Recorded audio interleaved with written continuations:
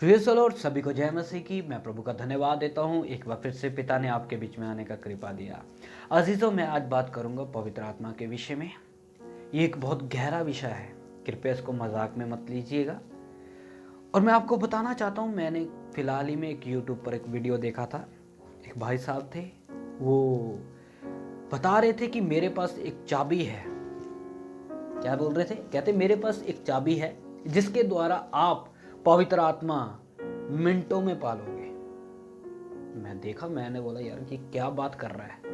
मैं देख रहा था, वीडियो देखा उसका, चला वीडियो, अच्छा सुन रहा था पहले मैं। फिर उसने बोला मेरे पास वो चाबी पता क्या है। मैं सुन रहा था, कहता चाबी वो है, कहता आप प्रभु के चरणों में बैठो, घुटनों के बल बैठ जाओ और स्तुति स्तुति धन्यवाद धन्यवाद धन्यवाद करते रहो कुछ 15-10 मिनट तक। फिर आपके ऊपर पवित्र आत्मा उतर आएगा, आपकी जुबान फिसलने लगेगी। ऐसे में मैं आपको अजीजों बताना चाहता हूं, पवित्र आत्मा पाने के लिए कोई ट्रिक नहीं है। समझ आ रहा है? पवित्र आत्मा पाने के लिए कोई भी ट्रिक नहीं है। मैं आपको एक बात ध्यान से समझा दूं, पवित्र आत्मा आपके जीवन में उसी दिन आ गया था जिस दिन आपने यीशु को मुक्तिदाता करके अंगीकार किया था। जब आपने बोला हे पिता मैं पापी हूं, मेरे जीवन में राज्य कर। तो इसलिए मैं आपको बता दूं, वो पवित्र आत्मा परमेश्वर आपके जीवन में स्वयं राज्य कर रहा है। वो आएगा नहीं, आ चुका है। बहुत सारे लोग उसको उतारने की कोशिश करते हैं, जैसे कि गाने गाते हैं, उतरा उतरा पवित्र आत्मा उतरा। ऐसे नहीं है भाई। ये आप पवित्र आत्मा को हल्का समझते हो, जहां उसकी गंभीरता को नहीं समझते, इसलिए आप उसका तमाशा बनाते हो। इसलिए मेरे अजीजों, मेरे प्यारे भाइयों बहनों, पवित्र आत्मा पाने के लिए कोई ट्रिक नहीं है। इसलिए आप थोड़ा सावधान हो जाए ऐसे लोगों से। फिर मैं उसको देखा, वो बोल रहा था कि आप बस 10-15 मिनटों में ही पवित्र आत्मा का अभिषेक पालोगे, फिर आप अन्य अन्य भाषा बोलने लगोगे। मैं आपको बता दूं, अन्य भाषा पवित्र आत्मा नहीं है। अन्य भाषा पवित्र आत्मा का चिन्ह है। समझ आ रहा है? पवित्र आत्मा तो आपके अंदर स्वयं राज्य कर रहा है, आपके जीवन में बैठा है। पौलुस कहता है क्या तुम नहीं जानते कि तुम परमेश्वर का मंदिर हो, जिसमें परमेश्वर का आत्मा क्या करता है? राज्य करता है, वास करता है।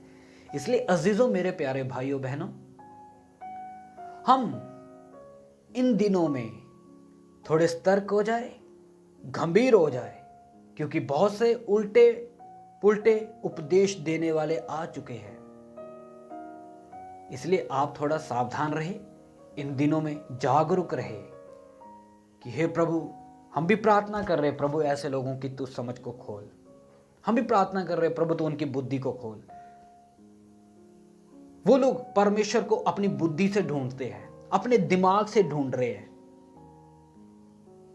इसलिए ना प्रभु यीशु ने क्या बोला? कहते हैं मैं जाता हूं और एक सहायक तुम्हें दूंगा जो तुम्हें सब बातें सिखाएगा। वो पवित्र आत्मा आज हमारे जीवन में बैठा है। वो हमें सब बातें सिखाता है।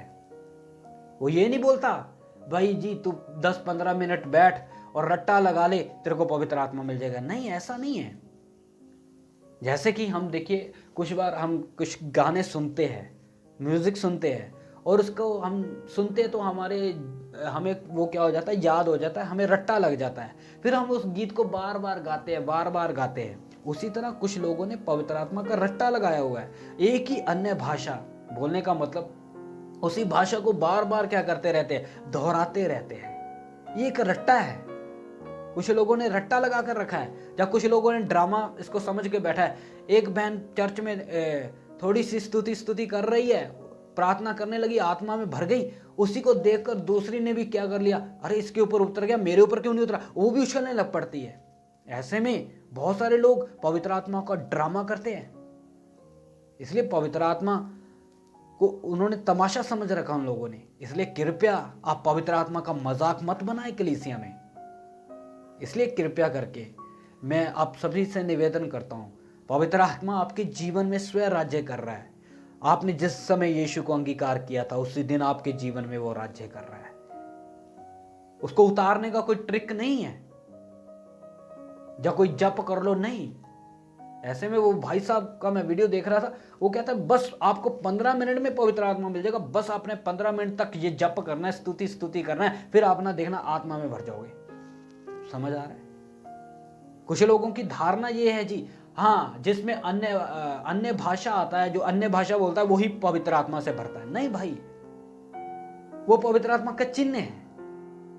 पवित्र आत्मा तो आपके अंदर उसी दिन आ गया था जिस दिन आपने यीशु को कबूल किया, जिस दिन आपने बपतिस्मा लिया, पानी में डूबे, आप परमेश्वर का मंदिर बन गए।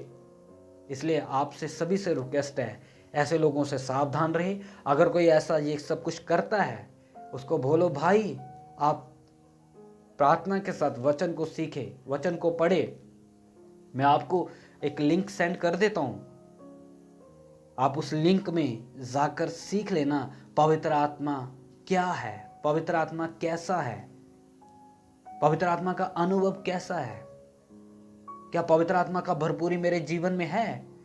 उस लिंक को मैं आपके सामने सेंड कर दूंगा, आप उस लिंक पे जाएं और उस लिंक को जरूर ओपन करके उस वीडियो को पूरा देखें, आपको सारा विवरण मिल जाएगा। इसलिए पवित्र आत्मा कोई रट्टे से याद करने वाला पवित्र आत्मा नहीं है, रट्टा लगाने वाली चीज नहीं है।